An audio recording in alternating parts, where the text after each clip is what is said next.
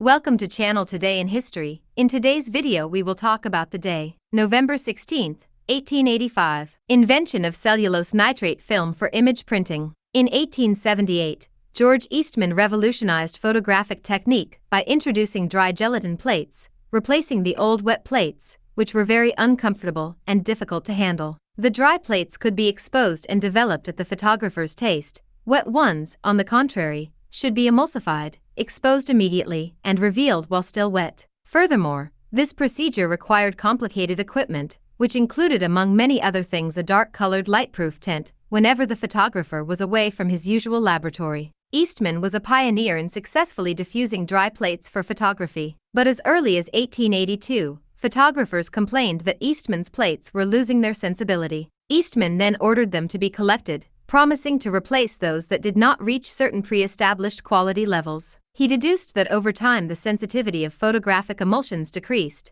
but he realized, however, that he was unable to make a good emulsion using formulas that had previously given him good results. Eastman closed the factory and, after more than 450 unsuccessful tests, embarked with Henry A. Strong for Europe, where both partners proved that the results obtained had been the result of applying a lower dose of gelatin than required. This demonstrated that the failure had not been due to the ineffectiveness of Eastman's formula. The factory was reopened and the plates were made with a new dose of gelatin. All defective plates were replaced with new ones. In 1884, the Eastman Dry Plate and Film Company was founded, a company with $200,000 in capital and 14 shareholders. Henry A. Strong was the president and George Eastman the treasurer. Eastman negative paper was offered for sale, which consisted of an emulsion, or sensitive paper that after development became transparent enough to be able to obtain copies by means of a hot castor oil treatment. Eastman and William H. Walter, another of the associates, invented a chassis for negative papers that made it possible to use the paper in rolls with standard plate chambers. This constituted the beginning of a revolution in the field of photography. Finally, on November 16,